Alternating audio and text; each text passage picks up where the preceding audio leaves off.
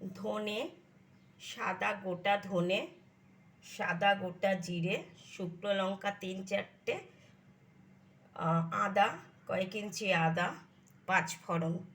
এইগুলো রেগুলার চামচের 1 চামচ করে, বড় চামচের 1 চামচ করে।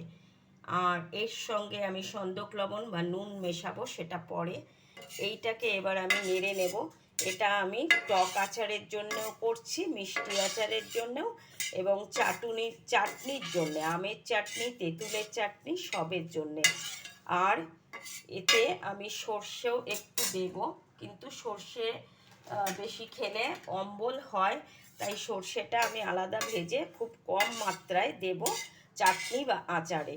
তো এইটা আমি মাথায় রাখবেন, চাটনি বা আচার করতে গেলে বড় রেগুলার চামচের 1 চামচ সাদা গোটা জিরে, সাদা গোটা ধনে, 1 চামচ 5 ফোড়ন, আর 3-4টে শুকনো লঙ্কা, আর কালো জিরে 5 ফোড়নেই আছে, বেশি দিলে তিতো হয়ে যাবে, তাই মেথি আর কালো জিরেটা কম দিতে হবে।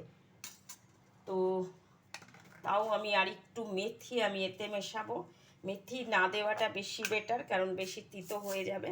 তো এই যে দেখুন, একটু মেথি দিলাম, কারণ রসুন আম চাটনির জন্যে, টক চাটনির জন্যে মেথিটার দরকার হয়। মেথিটাতে আচারটাকে ডেলিশিয়াস ফ্লেভার এনে দেয়, মৌরিতেও 5 ফোড়নেও তাই ডেলিশিয়াস ফ্লেভার এনে দেয়, এবং চাটনির স্বাদটাকে একদম অন্য মাত্রায় করে, ডেলিশিয়াস ফ্লেভারও থাকে আর ডেলিশিয়াসও হয়।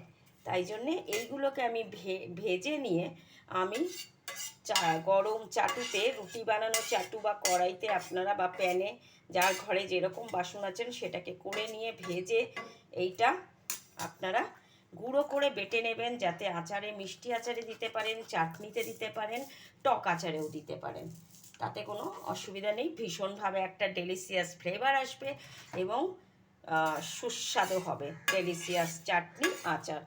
তো ওই জেনিভা ডেলিশিয়াস ফুডের রেসিপিগুলো ভিউয়ার্স বন্ধুরা কেমন লাগছে আপনারা দেখুন, দেখে শিখুন, করুন, যে যেরকম পারেন। নিউকামারদের জন্য আমি খুব সহজ ইজি প্রসেসে করেছি, আপনারা করবেন এইভাবে, এবং সমস্ত delicious Indian easy recipe Geneva delicious ফুডে পাওয়া যায়। তো আমার ফোন নাম্বার আমি আপনারা বললে আমি দিয়ে দেব, আপনারা আমার সাথে কন্ট্যাক্ট করতে পারেন কোনো অকেশানে রান্নার রেসিপি নেওয়ার জন্যে, এবং কোনো বড় হোটেলের মশলার রেসিপি, ইনগ্রেডিয়েন্টস রেসিপি, কুক রেসিপির জন্যে আপনারা আমাকে কল করতে পারেন।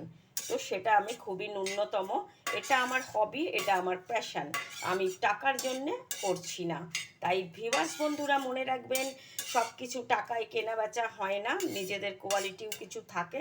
তো সেই কোয়ালিটি আমি আপনাদের সঙ্গে শেয়ার করতে চাই, এবং আপনারা যদি মনে করেন কোনো ভালো অকেশান বাড়িতে বা কোনো হোটেল চালাবার জন্য যে কুক রেসিপিগুলো বা ইনগ্রেডিয়েন্টস দরকার হলে আমায় ফোন করবেন, আমি আমার এই সহজ ইন্ডিয়ান ইজি রেসিপির কুক রেসিপিগুলো আপনাদের সাথে শেয়ার করব।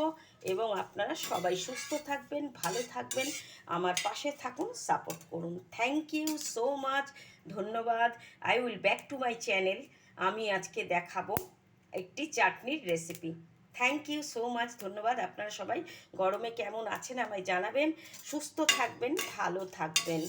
অবশ্যই আমার ভিউয়ার্স বন্ধুদের জন্য আমি ঈশ্বরের কাছে প্রার্থনা করি, ফেসবুক, ইনস্টাগ্রাম, ইউটিউব এবং বাইরের, ভেতরের ভিউয়ার্স বন্ধুরা সবাই ভালো থাকবেন, আমার চ্যানেলের বাইরের এবং চ্যানেলের মধ্যেকার। আর নতুন যারা নিউকামার, তারা কিভাবে ইন্ডিয়ান ইজি রেসিপি জেনিভা দেখাচ্ছে সেগুলো শিখুন, এবং নিজেদের রান্নাটাকে নিজেদের প্যাশন করে নিন, হবি করে নিন। ভালো থাকবেন, নিজেদের টেক কেয়ার করবেন অলওয়েজ।